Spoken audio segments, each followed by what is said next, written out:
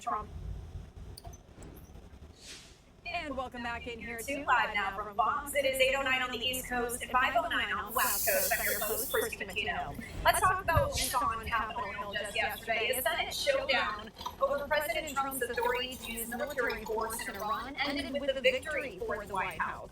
In its final vote before leaving Washington for a 2-week recess, the Senate rejected a Democratic-led effort to limit President Trump's war powers as the U.S. and Iran continue negotiations on a longer-term peace agreement. And that vote marked a reversal from just weeks ago when a similar resolution unexpectedly passed the Senate. After meetings with key Republican holdouts, the administration secured enough support to defeat the measure, with President Trump arguing that restricting his authority would weaken America's position at the negotiating table with Iran. Now, the president issuing this statement here via Truth Social saying, wow, the Senate just changed its vote on Iran from 50 to 48 against to 50-47 for. Rand Paul and Bill Cassidy changed. Thank you to leader John Thune, Lindsey Graham, Bernie Moreno, and all. This vote puts Iran on notice. A lot to discuss here, so I want to bring in a friend of the show, Rich Rubino, joining us here live on the program. Thank you so much, Rich. Okay, aside from advising people that it's really nice, at least from time to time, to go to these different parties and look at their programs, see their materials, because not everybody decides to go full rounded. They'll pretty much kind of stay with one network a lot of the times, but it's really good to jump around and see and really, pro-pick the type of material that is out there, so you can get more on individual subjects that are interesting, so you can know more. Now, I wanted to interject here that a lot of people don't understand that there's a long-term history in America dealing with any situation, involving foreigners that attack American citizens. And a lot of people don't understand different items in perspective, because when you read deep, when you have an archive like I do, and you read deep and you collect a lot of this stuff, you find that in reality, that if you're attacked by foreign governments and foreign individuals, that you are allowed to respond personally. You can personally respond because you're allowed to do things that would be considered actions that might be necessary or proper. There's a lot of different times it's mentioned in different ways that many people can't find, and they're not understanding what the language is actually talking about in the congressional legalese and the earlier materials that are endorsed. I can't emphasize enough how the Constitution validates the earlier contracts and laws that we had in this nation. And many people, they're totally missing it, because our individual militias are the militias that fought the Revolutionary War. We are the ones that also create the Constitution. Keep in mind, we're in Constitution number 5.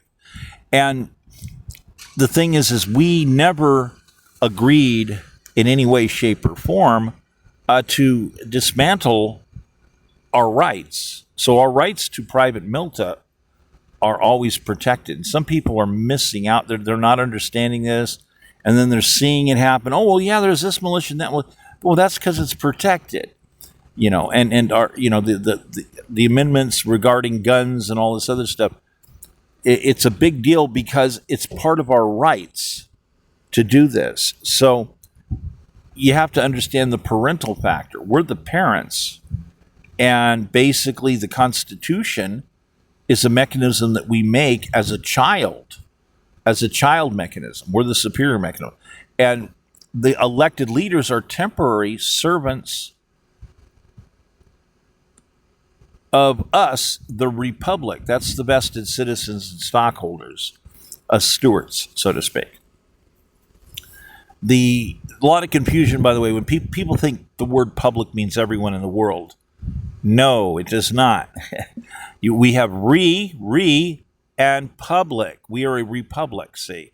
So we, the people who are originally the public of the area of colonial America is the areas in particular in the exact definition. If you go to talk about people elsewhere, they would have individual different labels. So when we say before God and all means these other people and respects and understanding that when we're declaring our borders and our rights to make it clear, then we address God and all before God and all.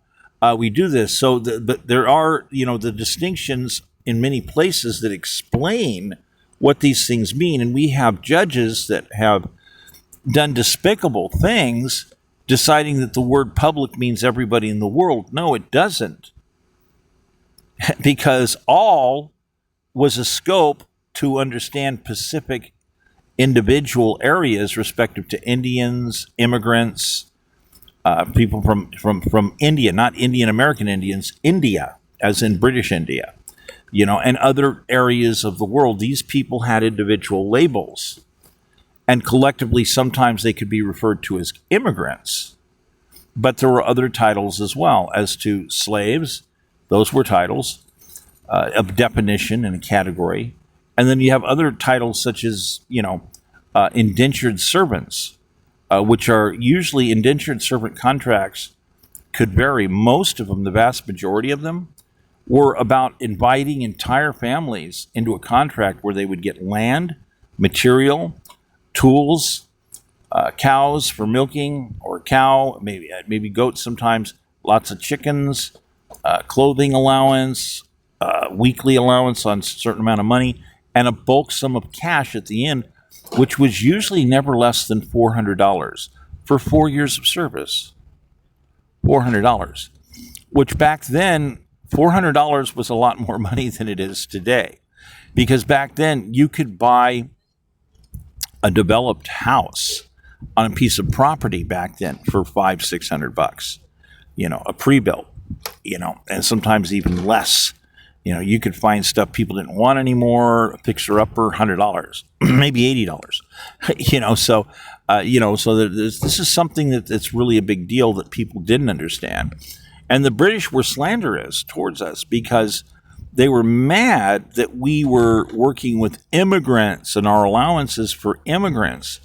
And they specifically, at that particular time, if you understood what was going on in reference at that exact particular time, you'd understand that what the British were mad about was the fact that we had signed many contracts with people to basically be vested in the country, so these indentured servant contracts, so to speak, were contracts to become a citizen. And we're talking a whole family, and they had to, requirements. You had to go to stewards meetings, different, civic stuff. You had to accept firearms. You would get, that's another thing was in the deal people don't understand.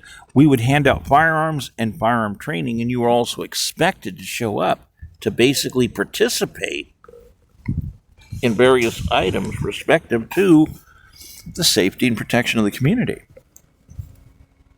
And that's what the British were infuriated about, because the British were like, what are you doing? You're building armed forces with these people. Yeah, we are vetting people in to see on these deals how to vet them in. And yes, we're giving them weapons and weapons training. We're doing this. It was a big deal, and it was really a lucrative, it was really a very fair deal that many people got, and the British were really upset about it, and then as time moved forward, you end up with other types of immigration problems, and then you had different other areas that had immigration problems of different natures. Anyhow, I wanted to mention that there are these various references.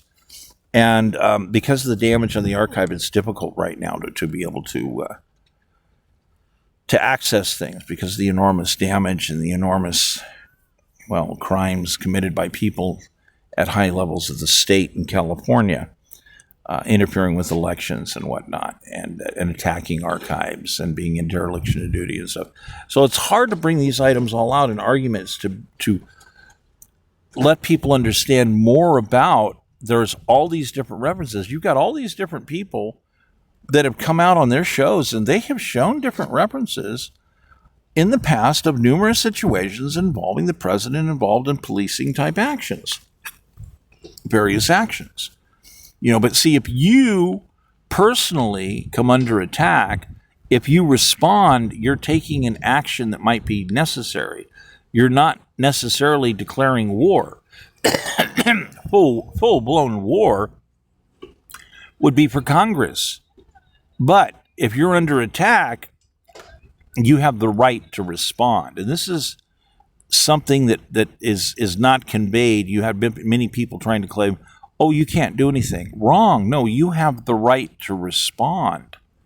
It's a big deal, Now, it is to say that shouldn't the government be protecting you to begin with? There was a big thing. There was a movie called The Wind and the Lion.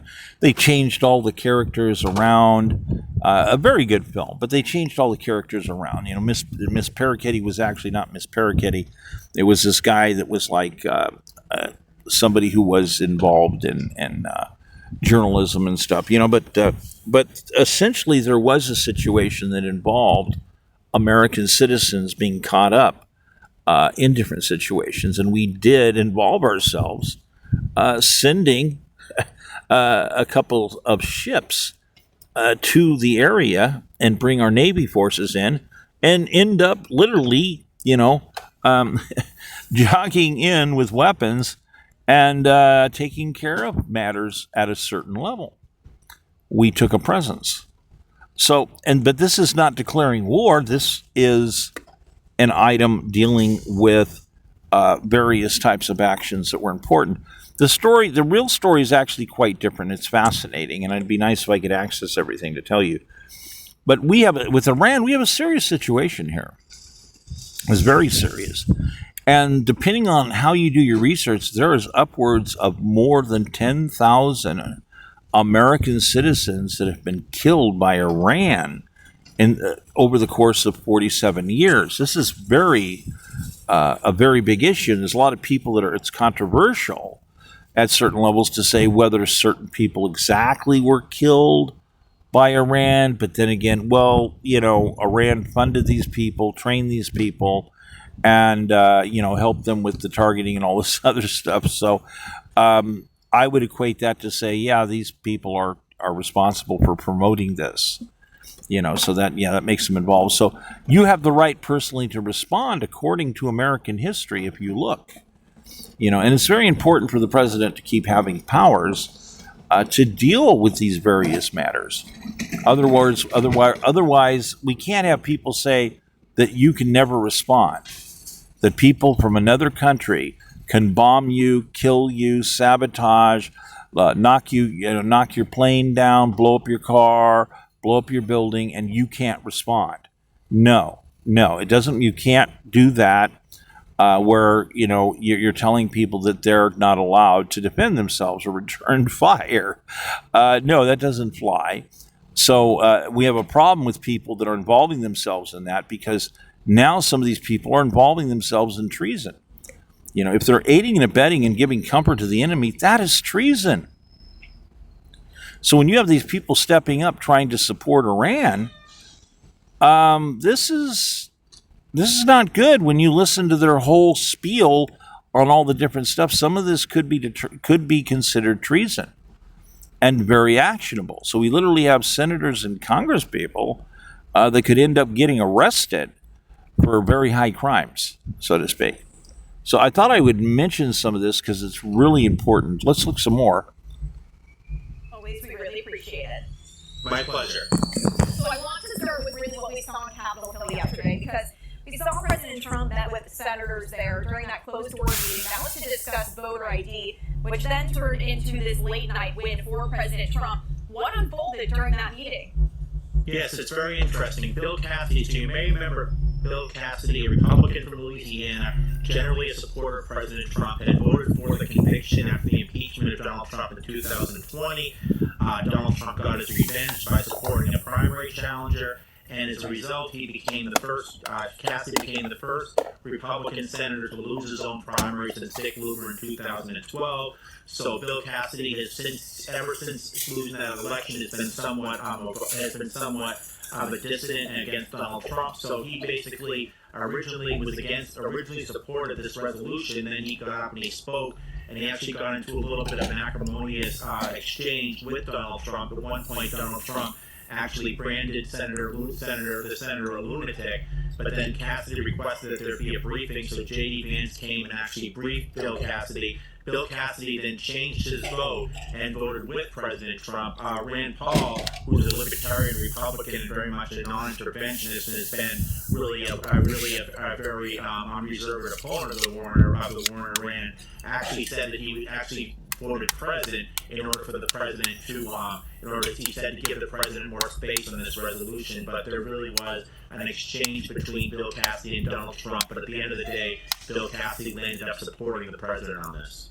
So, Rich, what does this all really tell us about where the Republican Party stands when it comes to supporting President Trump and what we see going on with Iran? Very interesting here. Donald Trump is not popular in the country. Job approval rating is under 35%. Yet in the Republican Party, within the Republican Party, Donald Trump is extremely popular. That's why Republicans are all clamor to get his endorsements. Whether they're challenging an incumbent or whether they are an incumbent Republican, sometimes they'll support a challenger, like he did with Ken Paxton over John Cornyn. But there are some Republicans who are willing to vote against him. Susan Collins is one. Susan Collins, representing Maine, is the only Republican up for re-election who represents the state that last time voted for Vice President Harris. She has a very tough re-election bid ahead of her.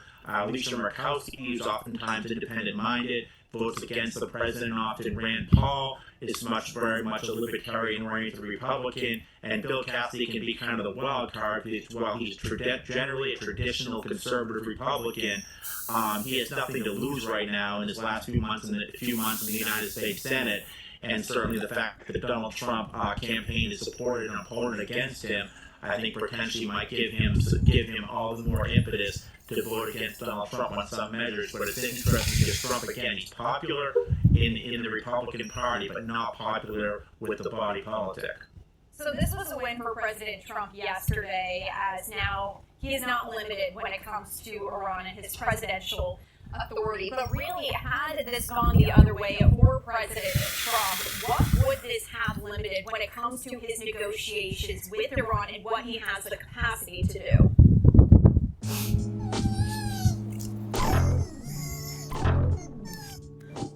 Trump, what would this have limited when it comes to his negotiations with Iran and what he has the capacity to do? This is really kind of ceremonial or symbolic, if you will. This was a concurrent resolution of the House and the Senate, but it does not require a presidential signature, so it really would not have actually limited the president's power to do anything on Iran. And this is supported certainly by Tim Kaine, the senator from Virginia, who's really kind of spearheaded this effort. But again, this is really just symbolic because this is just a concurrent resolution of the House and the United States Senate. Now, in this post here, President Trump shared this late last night. This last thing he says, this vote puts Iran on notice. President Trump argued that the resolution would weaken America's negotiating position with Iran. Is that a persuasive argument politically? I think it's persuasive amongst conservative Republican voters. The American people, though, do not favor this. The overwhelming majorities of the American people were opposed to the idea of going into Iran in the first place. I think from a political standpoint, this is definitely not a winner. It's really attenuated the president's political standing, I think. And I think that in order for him to maintain control of the House, maintain control of the United States Senate in the midterm elections, it's probably bad. Again, this is from a cold, calculated political perspective. It's probably the best for Donald Trump to get Iran off the table. And Rich, just to backtrack here, because I realize some of our viewers may not really know what war powers means, right? Could you explain exactly that context? And because you're so good at history, is this the first time we're really seeing this be challenged? No, it's actually very interesting. So the Constitution basically says in Article 1, it gives Congress the power, and this is what it says directly, to declare war. But in Article 2, which is the commander and the president, which gives the power to the executive, it states that the president is commander-in-chief of the Army and the Navy, of the armed forces. So there's always been a disconnect here. There's always been some constitutional questions between the constitutional powers, what the Congress has, versus what the United States president has. And it used to be that Congress would actually declare war. The Mexican-American War, the Spanish-American War, World War I, World War II. Then what happened in the Korean War is that President Harry S. Truman basically decided, instead of having Congress actually declare war, he decided to declare it a police action. So it wasn't actually a war.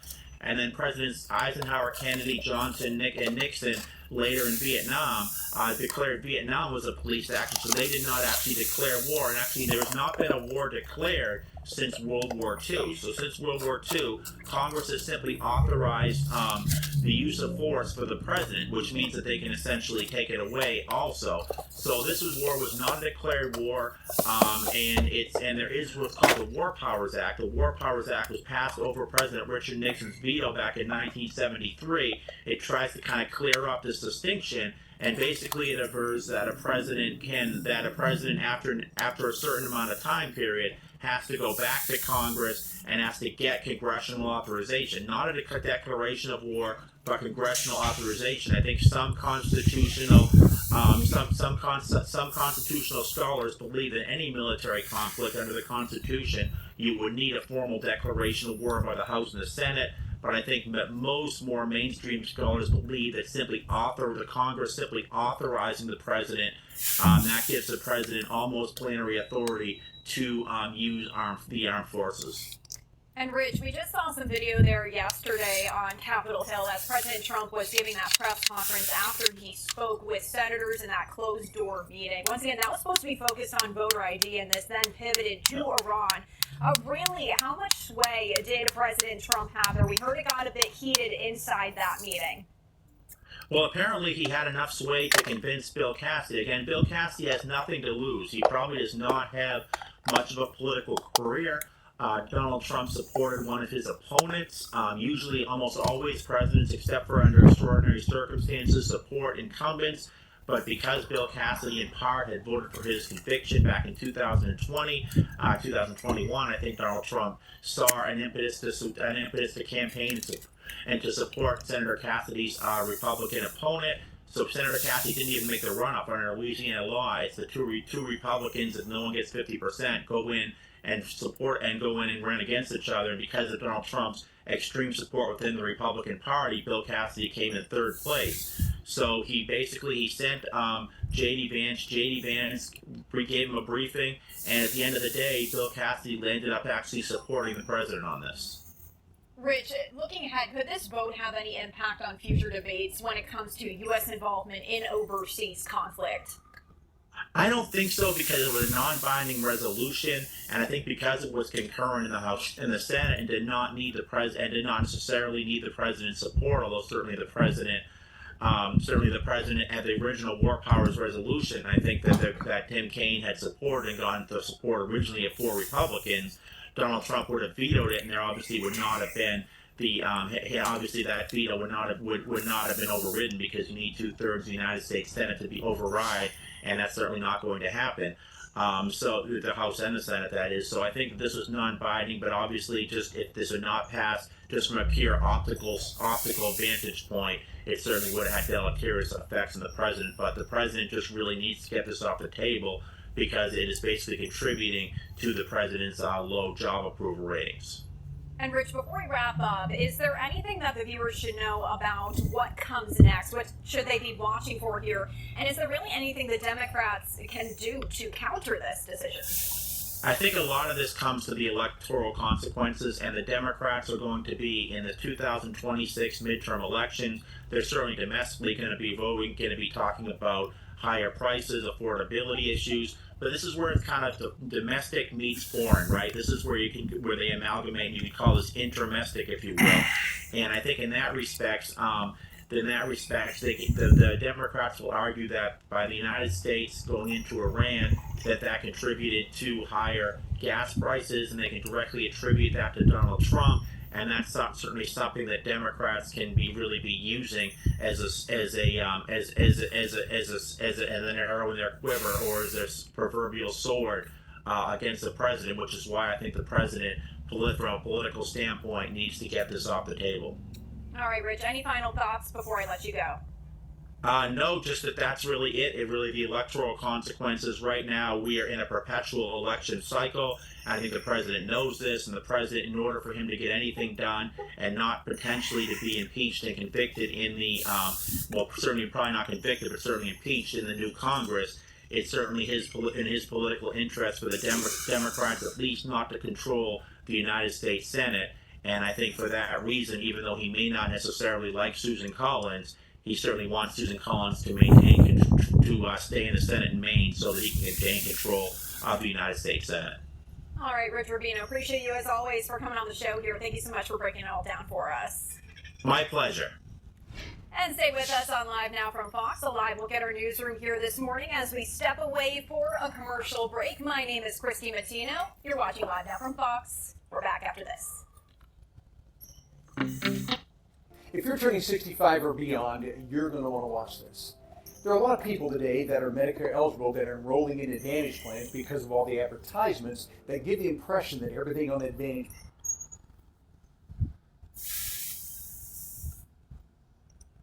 Okay, basically, I wanted to make sure to cover a little bit more thorough where some of these people's heads are at, and then interject certain things about certain rights that you have as citizens, and the importance that you have the right to respond personally to foreigners who are attacking you. This is of key importance to understand, because we cannot allow citizens to be as though victimized and then abandoned because there is nobody championing the situation in a reasonable manner to take care of various problems, threats, as well as the compensation factors. So there's a lot of conversation beyond these points, but we needed to get some of this out onto the table for people to look at and understand part of the tactical table.